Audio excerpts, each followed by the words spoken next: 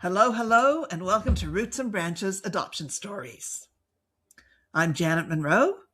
I'm a birth mother, I'm a storyteller, and I'm someone who believes that our roots shape us, but they do not have to define us.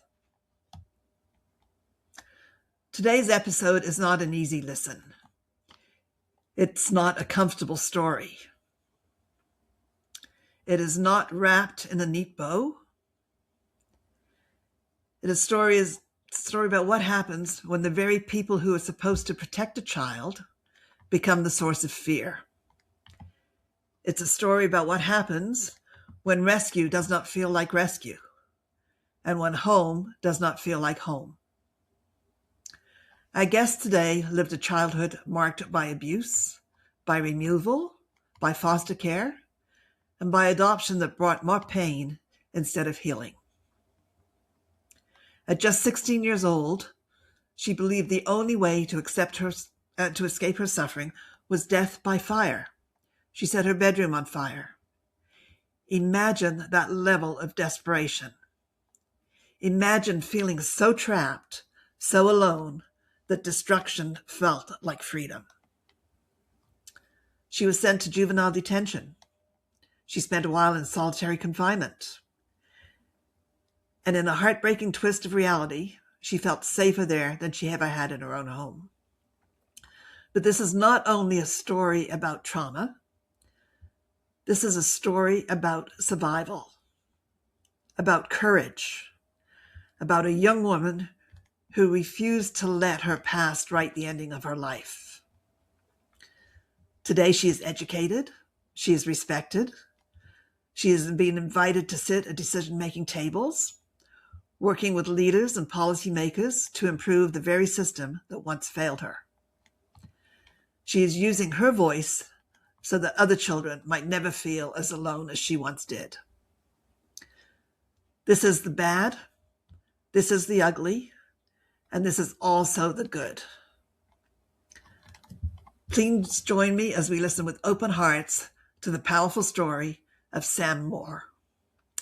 Sam, I am so grateful that you're here today and that you chose this medium to tell your story. Welcome. Yeah, thank you. And just thank you so much for actually making the time in the space. Um, it's really interesting actually now having people willing to listen to the story that I have to tell. And so I'm just very grateful to just be able to have that opportunity. Um, my full name is Aida Samantha Moore. I go by Sam just because most people just struggle with the phonetics of my first name. I am from the state of Idaho, and I actually operate a business called Elevate Empire Social Enterprises, and it was really just born from the passions and shortcomings that I experienced while I was going through the system. Um, so yeah, thank you so So much. tell us about your earliest memories of your family before you went into foster care. Yeah. So I think that's really interesting because when I talk a lot about my younger years in life, it's really a very chaotic, um, jumbled mess, recognizing that here forward this is a trauma warning. But growing up, my father was not a good man. He was actually somebody who came from Mexico. I was told he did not come legally, and then when he married my mom, he got his paperwork and stuff in order.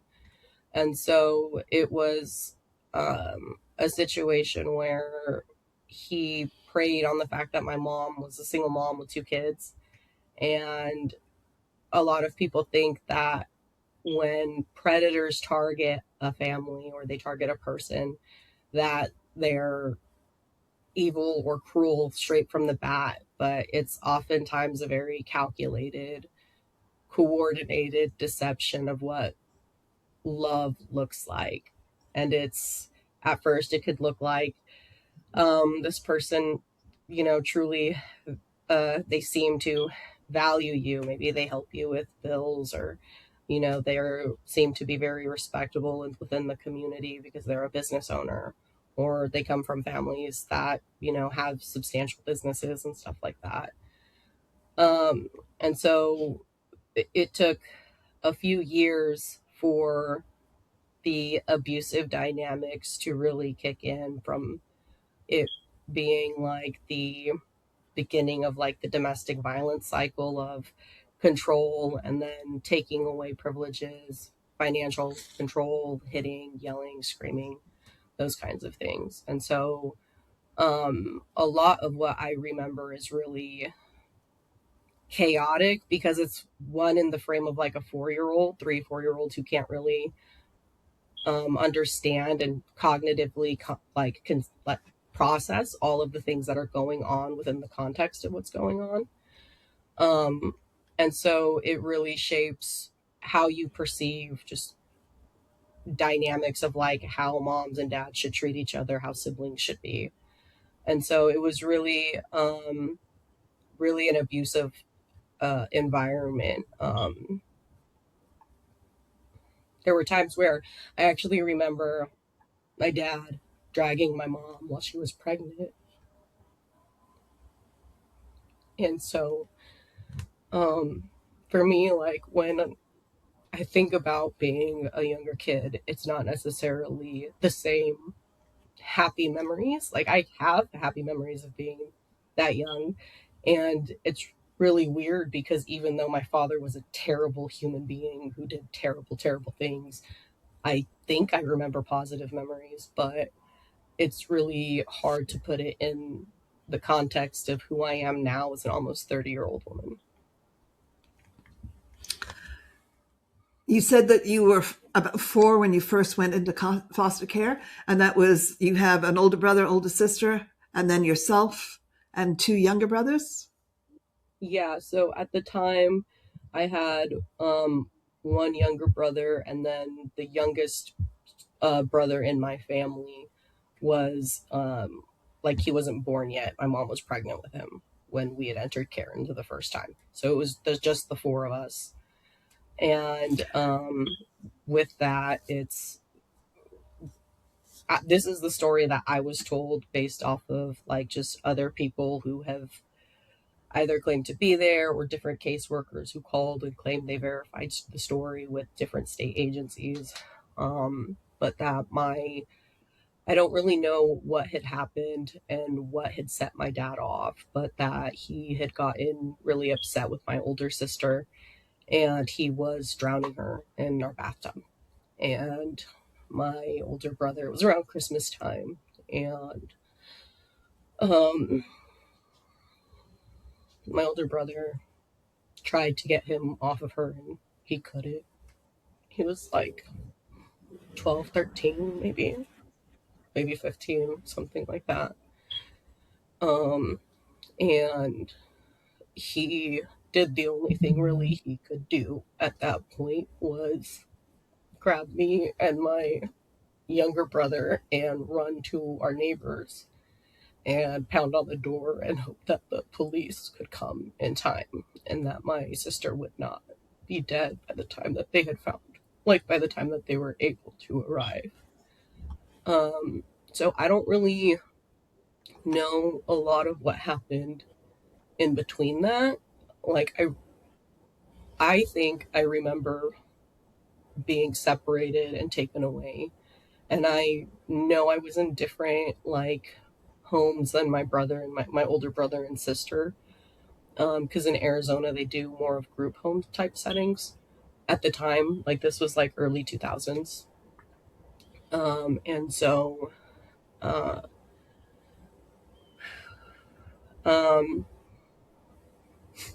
when when I was in care, I was in like a different group home with like other girls, and I actually remember like having a photo of my mom, and like that was something I had under my pillow, and I remember that. And I remember some other things of like going and being at the group home. Like there was one time I remember watching Cinderella Twist in Time. It was like I can't remember if it was Cinderella 2 or 3, but we were watching it on the VHSs, and I distinctly remember this memory. And my brother was playing, my two little brothers were playing, and I remember talking to my mom, and she was telling me I can't visit you anymore. And in my head, I thought she was telling me like she wasn't going to visit me anymore and she was never going to come back, right? Because I was like not understanding that the bus system did not work on the federal holidays. And my mom, like, she did it. She wasn't, I don't know if she didn't explain it, but that's all I thought. Like, I was like, oh my God, my mom's not coming back. So then I remember her coming back like 2 weeks later because she was using the bus system to come and visit us because she didn't have a car. And then I remember like coming and just crawling all over her and crying and just like, oh my God, you're back, mommy, I miss you so much. Like, and my mom always was like, I'm surprised you remember that. I'm like, Mom, I was terrified. I thought you were leaving me there. Like, bro, what'd you think was gonna happen? So, So so you like, you did go back home after a while? yeah, so I was given back to my mom. I was told that my dad had actually fled the United States because he did not want to deal with the criminal repercussions of everything that had happened. And so like he fled the country, and he was in Mexico. And so it was actually like really crazy because like my mom and her family members um like had no idea about any of the things that had like they knew about a portion of the abuse. They did not know about like the sexual abuse and how like my dad would threaten my siblings or threaten like my older siblings and my mom with like, if you tell anybody, if you do anything, if you ever try and run away or get away from me, like I will kill your me and my younger brothers, right? And they will never find their bodies and they'll be lost somewhere in the desert. Um, and so it like I said, it was a very different growing up experience. And so like there was a lot of years in between when like we had actually learned about the full level of like the trauma that happened, and that's very normal actually in dynamics where there's extreme dysfunction, extreme trauma, because it takes a long time to process guilt, it takes a long time to process shame, it takes a long time to feel safe after that level of victimization. So you went back home, your whole family was reunited except for your dad, and Yeah. you were able to stay at home for quite some time before you went into foster care again, or kinship care, as you said, to an aunt. So what happened to create that situation? Yeah, so my mom actually fled the state of Texas and we moved to Idaho because she was really scared that my dad would find us. And so we lived here for about 10 years. And so when I went into foster care, um, it was a, an issue that happened with me and my mom. And like, again, to put this into perspective, because like it's not really a conversation of good and bad. It's a conversation of, do they have the tools? Do they have the skills they need to know to be able to teach their kids the things they need to do to function as an adult? And so, like, again, my mom tried the best she could with what she knew. Was it the best? Like, in terms of overall, like, what it taught me? Not really, because the dynamics were very dysfunctional. But we had gotten into a verbal argument at school, and it came to the to our house. So I think I missed the bus is what it was, and my mom was yelling at me over the phone, and I told her to screw herself, go screw you, and hung up. And then I got home, and me and my mom were just yelling and getting into a fight and everything like that, or yelling and arguing. And then I can't remember what happened, but she hit me, and then she kept hitting me, and it was just a like at one point in time she was over me, and um, it's terrible to say this out loud because I love my mom and I don't want people to be like, "You really did that to your kid? That's totally messed up." But uh, I ended up having bruising on my neck from where she had choked me, and my nose was bleeding from where she had hit me, and um, It's very hard for me to bruise. I'd like to just point that out. So the fact that any of those things were really like showing was kind of insane. And so I was in foster care for like this really weird period where I went into foster care for about like a month, and then my niece had died from SIDS, and like that kind of really kind of destroyed our entire family in the aspect that like nobody had good coping skills, so people knew what they did, which was like really self-destructive behaviors, which was like drug use, self-harm, you know, drinking, bunch of different things, because again nobody knows how to. Nope, my our parents didn't have good coping skills. My mom didn't have good coping skills, so how could she teach her kids to have good coping skills when they come from a level of trauma that is unprecedented in like just general United States population? Like, to put it into perspective, when I was in prison, I actually met somebody who was a child soldier in a foreign country, and when we would have our group sessions, sometimes we'd talk about things like that and like our trauma, and he would even say, damn dog, that's fucked up, I don't think I've ever experienced that. Like, so it's really, you know, that's a whole different dynamic there. I apologize, I'm just getting over a cold. Yeah, that's okay. That's okay. Don't um apologize.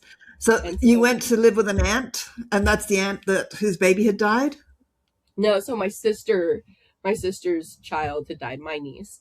And so I had the courts had decided, oh, there's this horrible tragedy. It's better to put the kid back in the family because the mom's complying with the safety plan. She's enrolling in counseling and anger management courses, you know, based off of what the kid said and what the mom said. This is really just like poor coping skills, right? My niece then died from SIDS, and they gave me back to my mom, and my mom had developed a drug habit, and I'm not really sure when it really happened, but if she were to have told me that she had been doing drugs on and off our entire childhood, I would not have been surprised.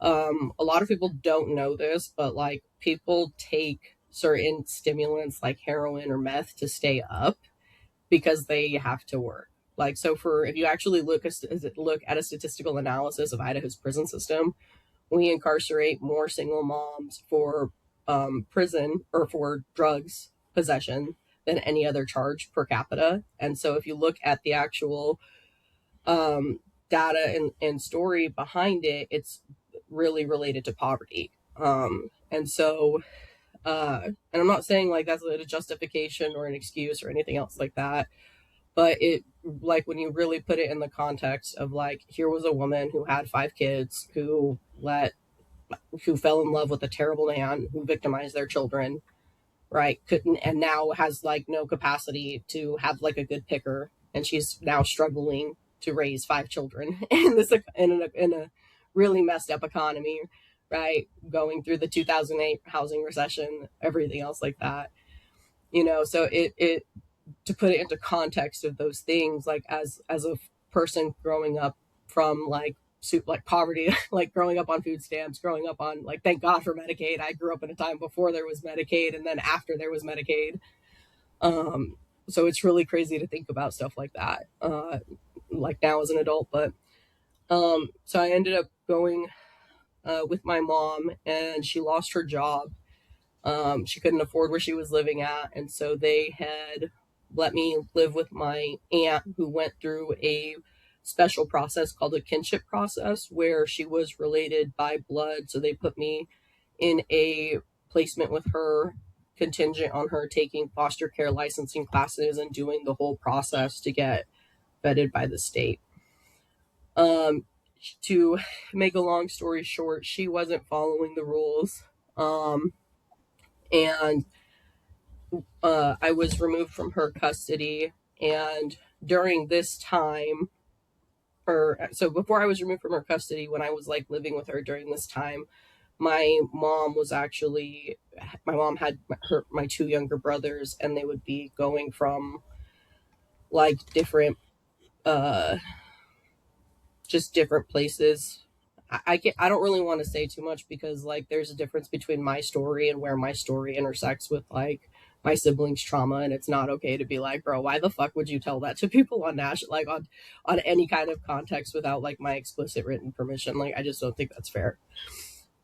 So my brothers would actually be with my mom. They were later declared in imminent danger because they had missed so much school, so it triggered like the truancy system, and that's how they went into care. And so they went into care with my adoptive parents as their um, as their foster placement providers because my aunt did not have the space to take my two younger siblings. And then on top of that, like again, all three of us were heavily traumatized children who were raised by parentified, like extremely traumatized children, right? Because like my mom was working, so my older brother and sister would be the ones watching us. So like so we really did. We were. I wouldn't say we were bad kids at any way, shape, or form, but nobody really taught us how to interact with people.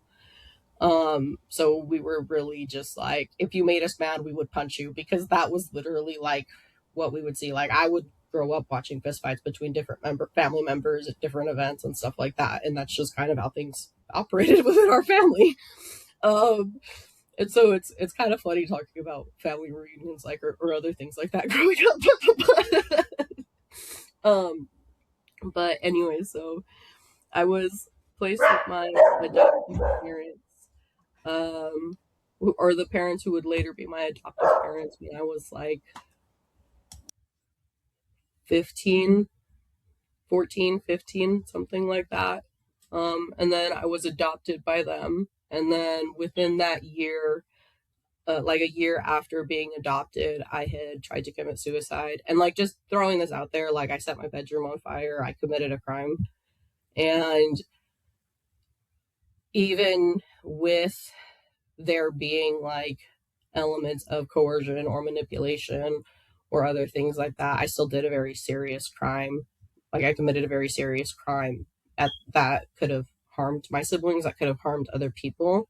So it's like uh, I understand why I was put in prison, right? I just think that it's not fair that I was the only person who got in trouble that day.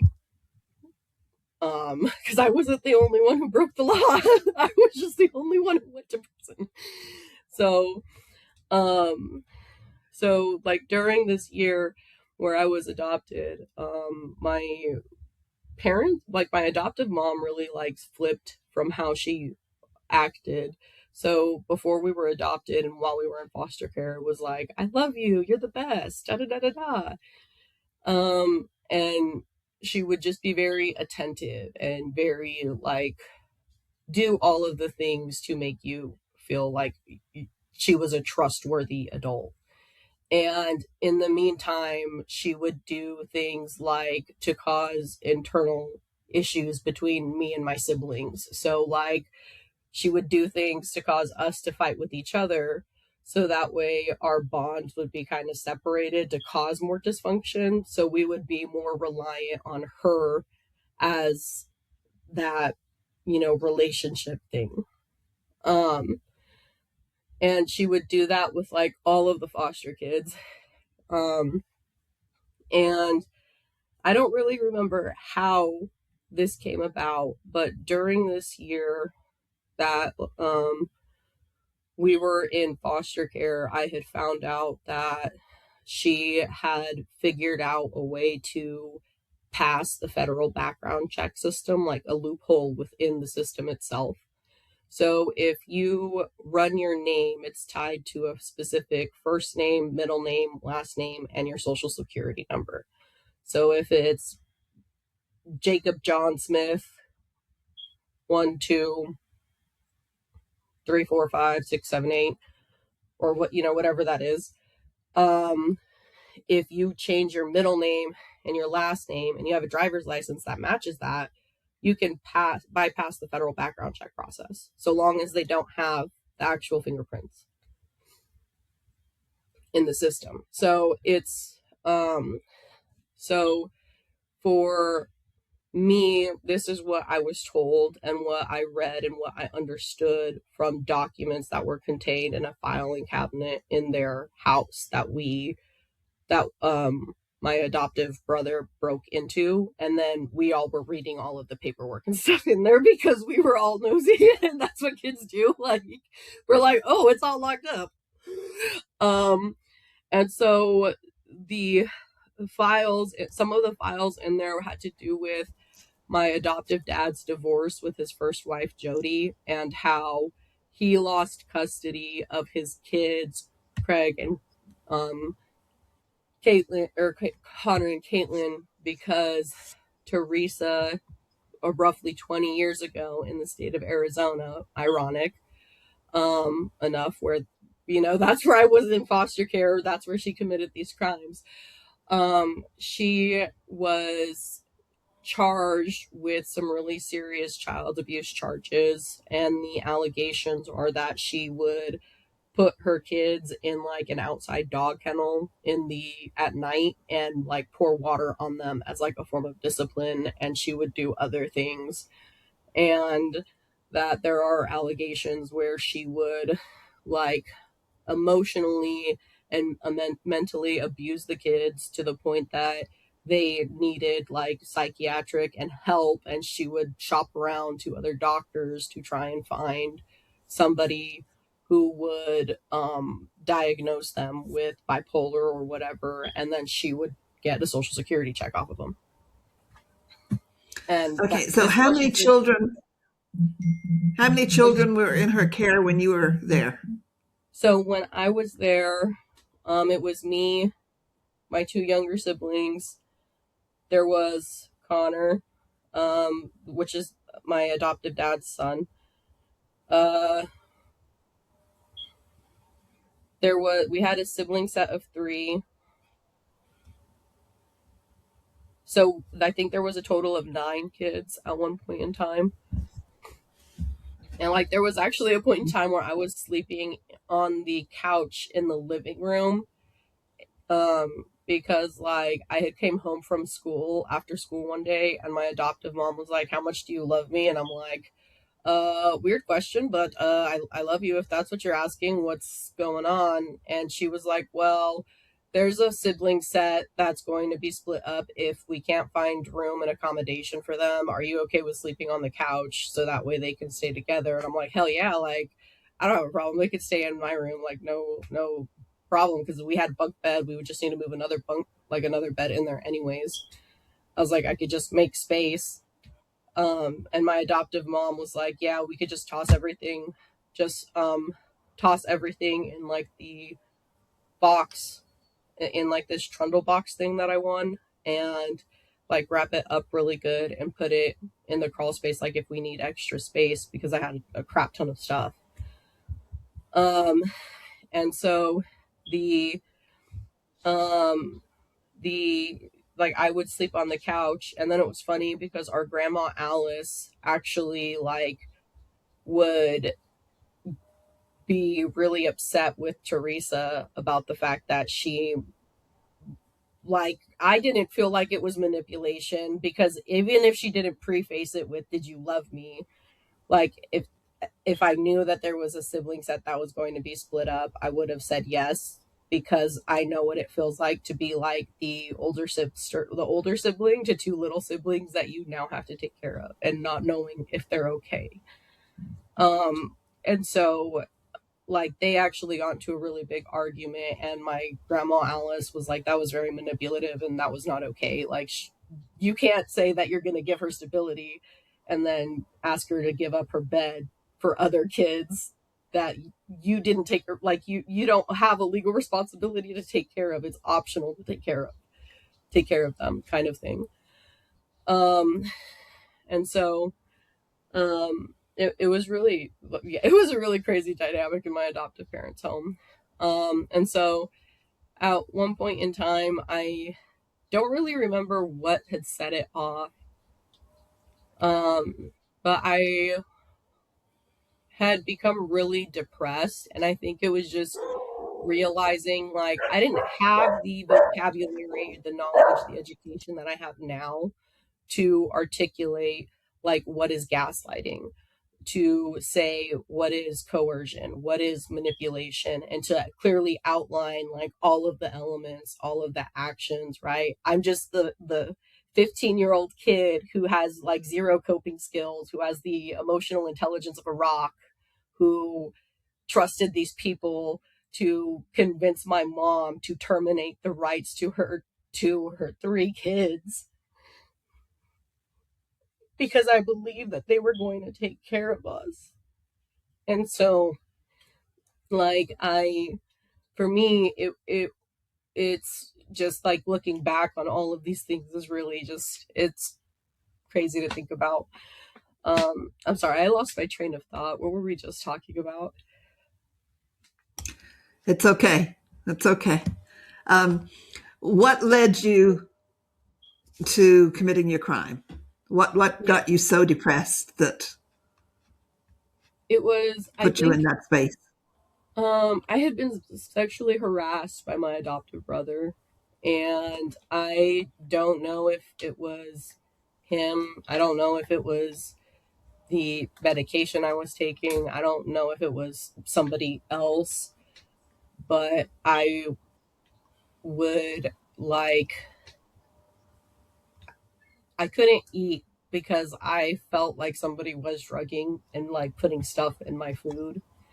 And if it wasn't that, it was like my adoptive mom would make comments every time I ate or I worked out or I did something that I was like too beefy and too muscular for a woman. But then she'd see me eating food and she'd make comments about like what goes through your hips or what goes through your lips will stick on your hips.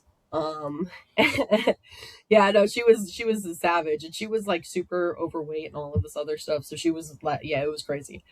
But so it was that, and I would at the time I was taking a medication, and the medication was for anxiety, and the doctor that described it to me made it seem like I could take two or three of these and not have like any issue, like, or maybe like five or six of them or something, because they were like, well, you're bigger and you've shown like a higher resistance to just like medication in general in the past. So you could probably have five or six of these without having any issues.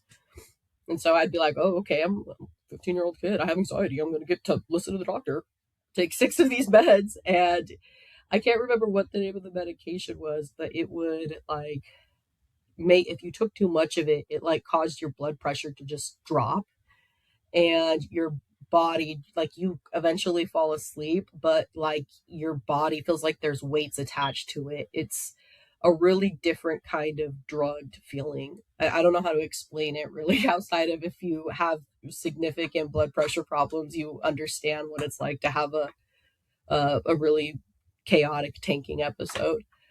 Um, and like there would be times where I would wake up on my bedroom floor and I'd be naked and I would have rug burns on my like elbows and my knees. There would be times where I would um like go to bed fully clothed and I like it does I don't remember getting up, but I do remember waking up with pain.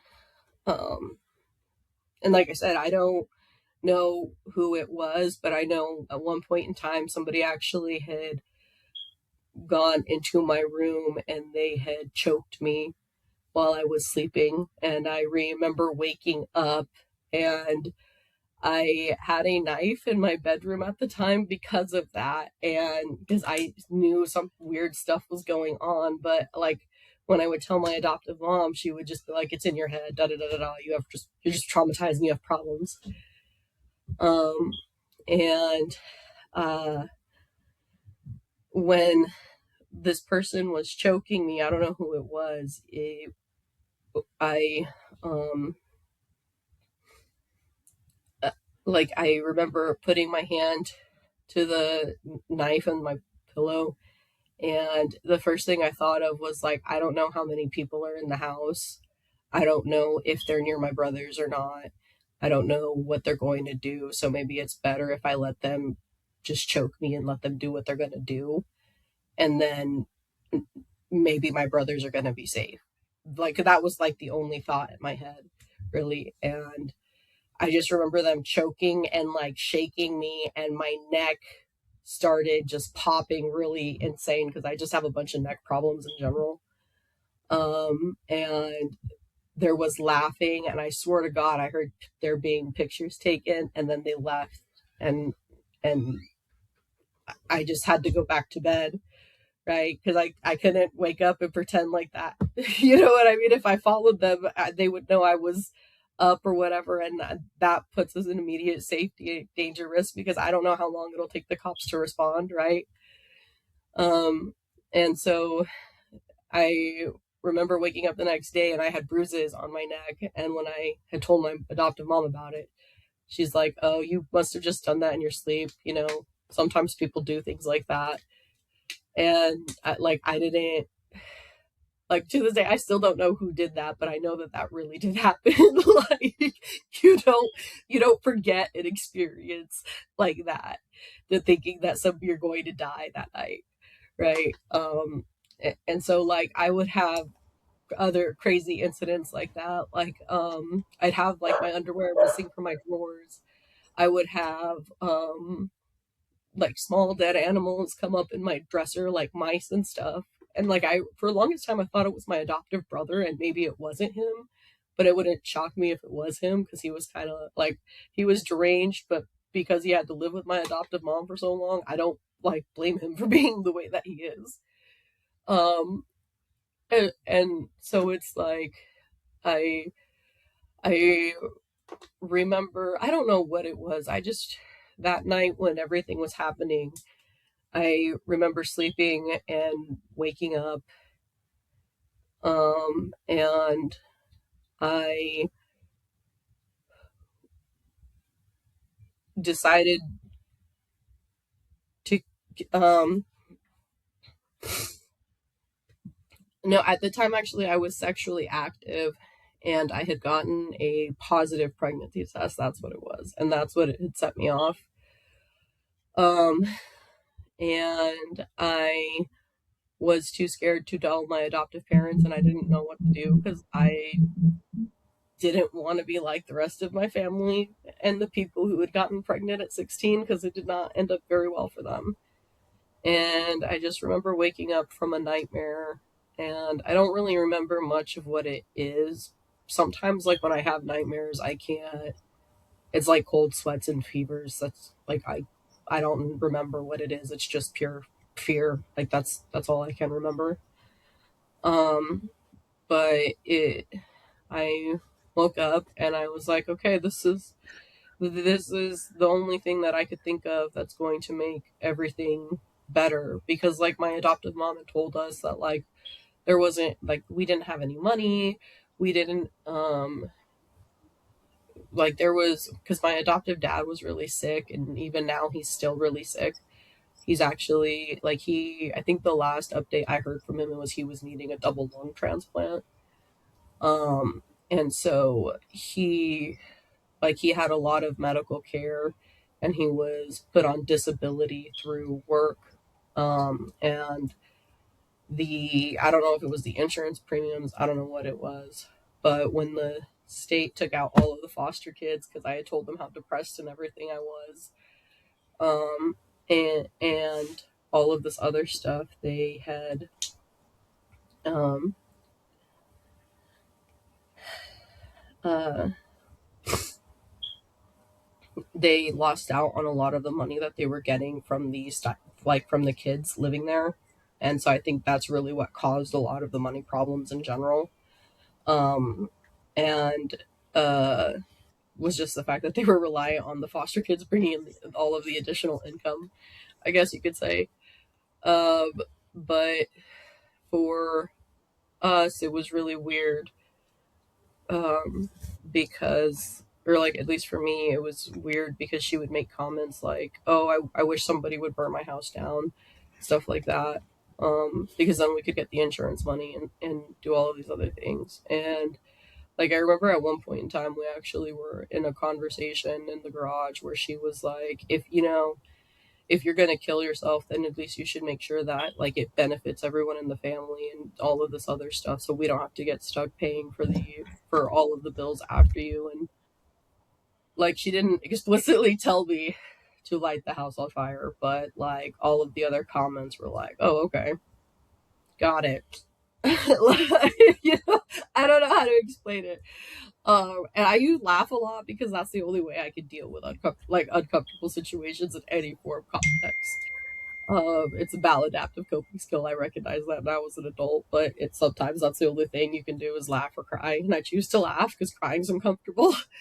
Um, and so for me, I had poured gasoline in my bedroom, and I had lit a candle on fire, and and like I don't know, like, some of the things that, like, what I do remember that night, I know, like, logically, just like they don't make sense. Like, details are very off, and it kind of like, when I think back to that night, it's almost like the Beetlejuice background, like, where everything's like really wonky and discolored and big. It doesn't make sense what I'm seeing when I look back on those times memory wise, but it's almost like I'm staring at like a Pablo Picasso of that night and like walking through the movements. I don't know how to explain it outside of that. Did Um, you want to die, or did you just want the pain to stop? I think both, in all honesty. Like, and it was really weird because I remember lighting a candle and putting it on the floor and then sitting on my bed and just waiting and thinking to myself, like, man, this is if this is the like this is the only way I can really realistically think of like being a good sister and making sure that I can take care of my siblings and make sure that my brothers are going to be taken care of, because I don't know what to do. I told the social workers and they didn't believe me. I told the police and they didn't believe me when I told people about like how she tricked the federal background system. Like, nobody believed me. They thought I was dumb and I didn't understand the things that I was reading.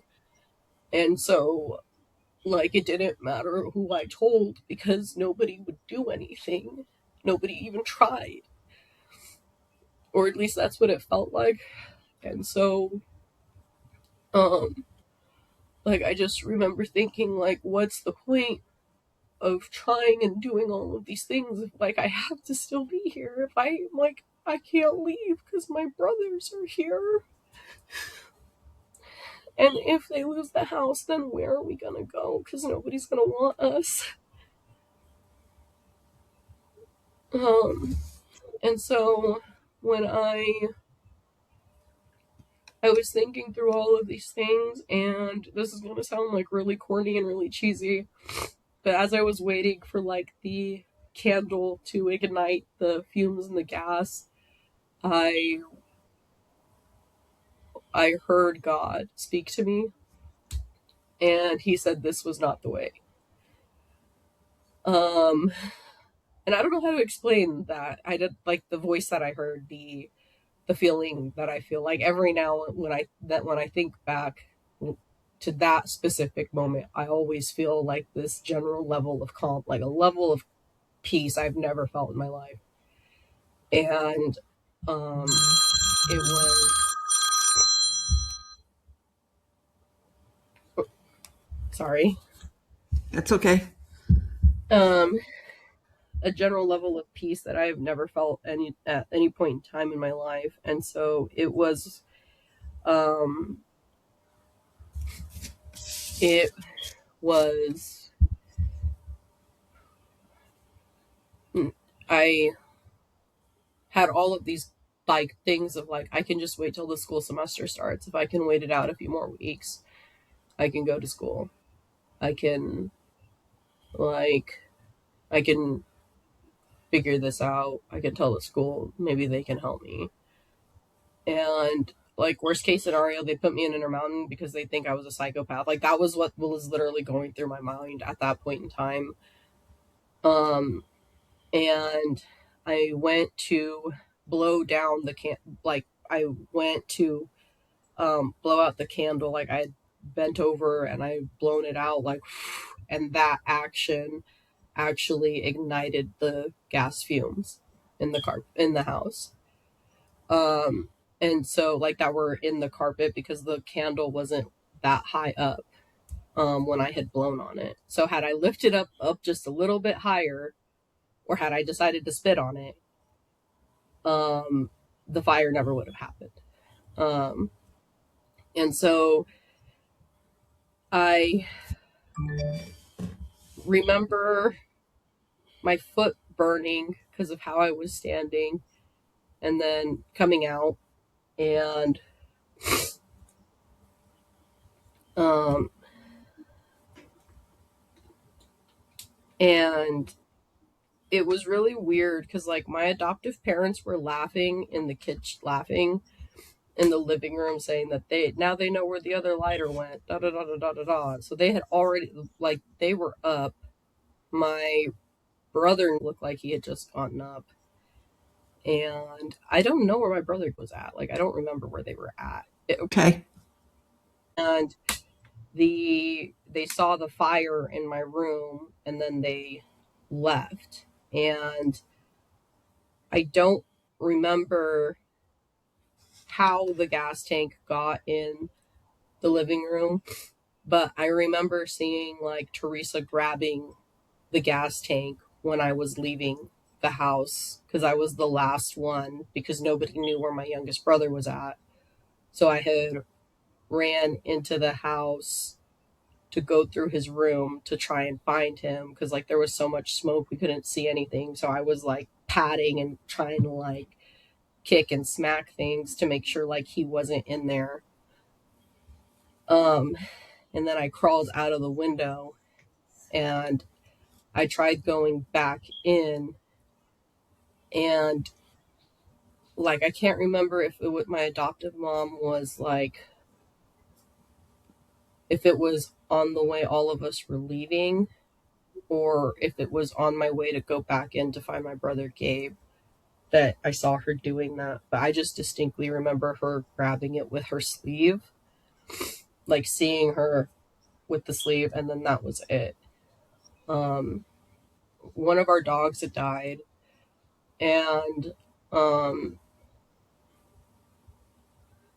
like being honest, I was hoping to, and this is truly terrible, but like this was just where I was at because, like, again, this is what my adoptive mom had kind of like. I don't want to say she put this thought in my head, but just I thought this was what she wanted, and that I thought this was what she wanted me to do. And I thought this would be the right thing to do. I know that sounds super messed up, like within the context, but again, super traumatized kid, like, um, and uh, the uh, I went to the hospital for my feet, and then from there I went to Intermountain, um, which was insane because the way that they had decided and determined like a trauma or psychological assessment thing was kind of like not clinically serious. Like to me, it didn't seem like those questions were consistent with what they should be asking, but that's besides the point.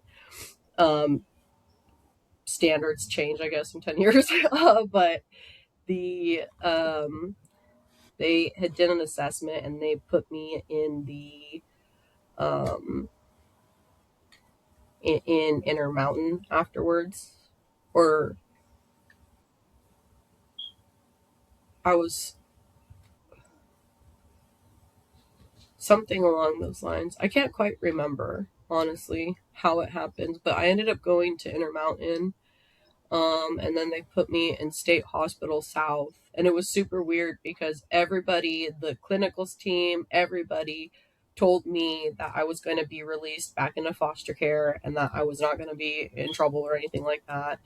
And then all of a sudden, everything changed within like the span of 2 weeks. And then I had to be sat down and explain that I was being charged and that they were charging me for arson. And I was just super confused. So were a lot of the other people, because that's not what we were told initially. So I don't remember, like, I don't know what happened. I don't know if it was my adoptive mom did some, like, pulled a giant stink on it. I don't, like, if she, like, if it was just her doing her thing.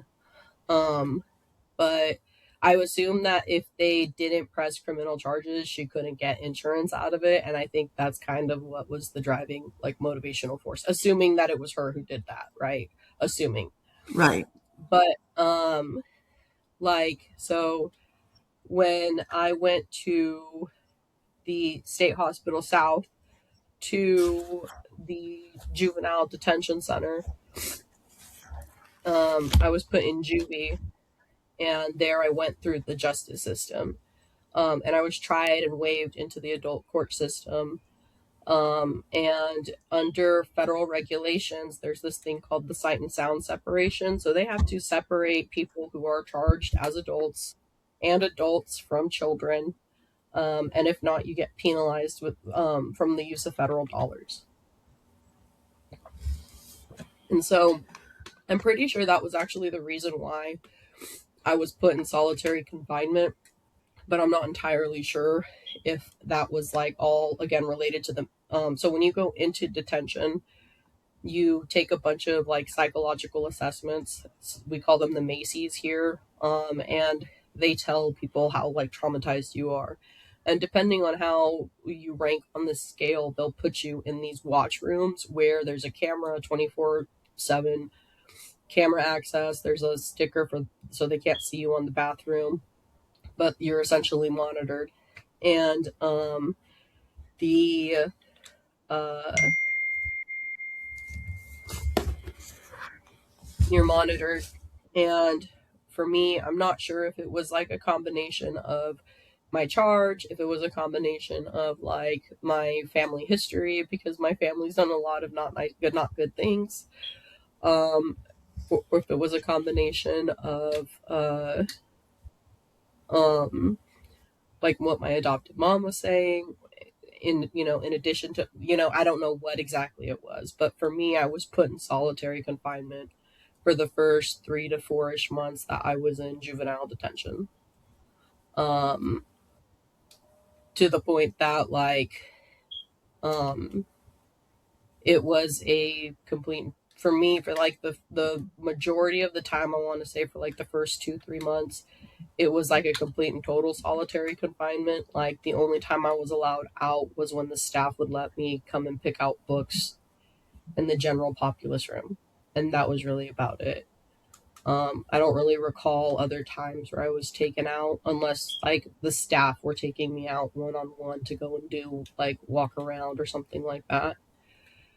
Um, and uh, we had a clinician at one point in time. A clinician joined the facilities, and he was making it a point to go and talk to all of the kids that were in the facility that I was at, Southwest Juvenile Detention Center. And he said, I would I was like, wow, this is kind of weird. He's like, what do you mean? I'm like, I don't know why you're taking me out of my room and we're going here. Like, am I in trouble?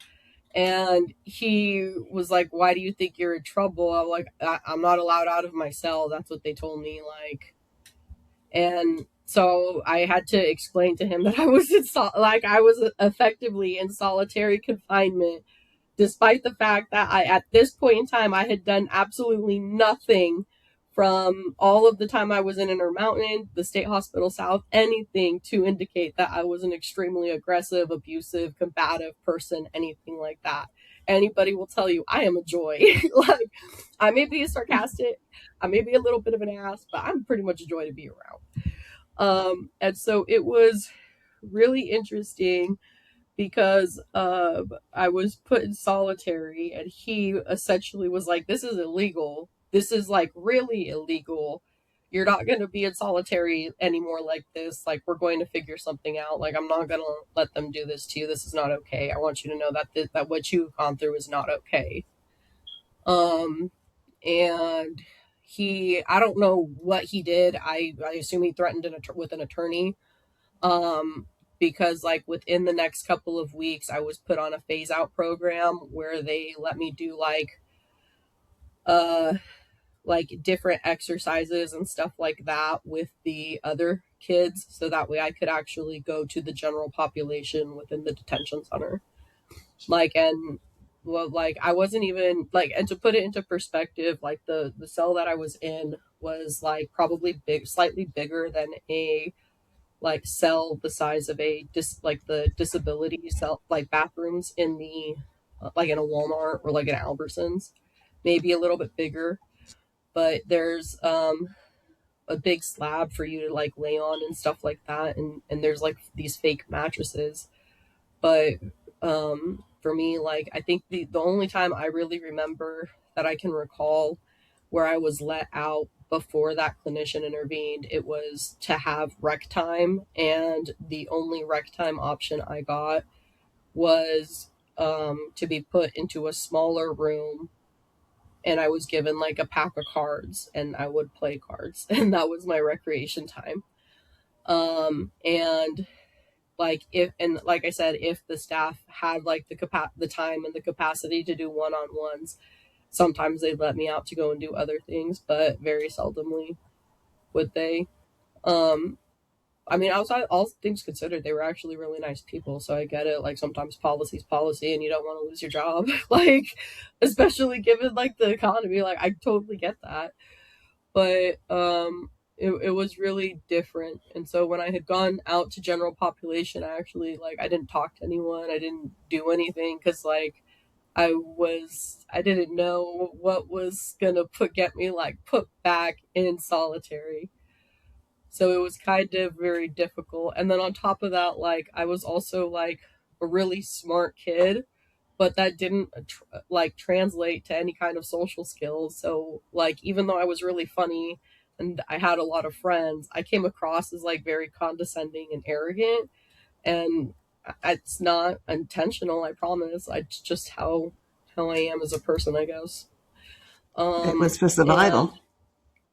I don't know. Like sometimes I get it because I sometimes I can be self-aware enough to identify when I'm being a condescending jerk.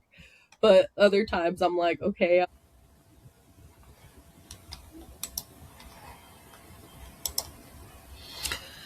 Some stories are too complex for one episode.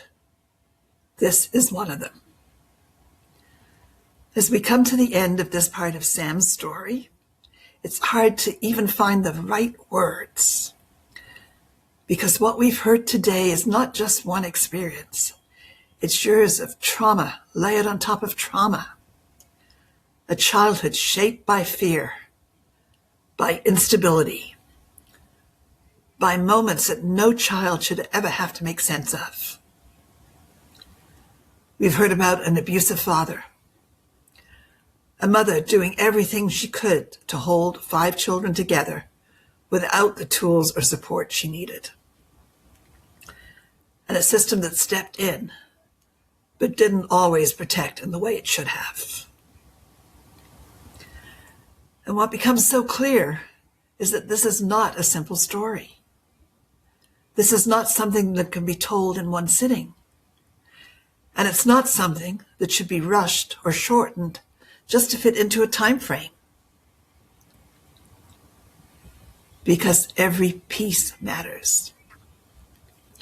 Every moment helps us understand not just what Sam went through, but how a young girl could reach a place where she believed there was no way out. And we are not there yet. There is more to this story. There is more that needs to be heard. And there is more that helps us understand the strength it took for Sam to become who she is today. So that rather than rushing past it, we're going to take the time the story deserves. We're going to pause here. And in our next episode, we will continue with Sam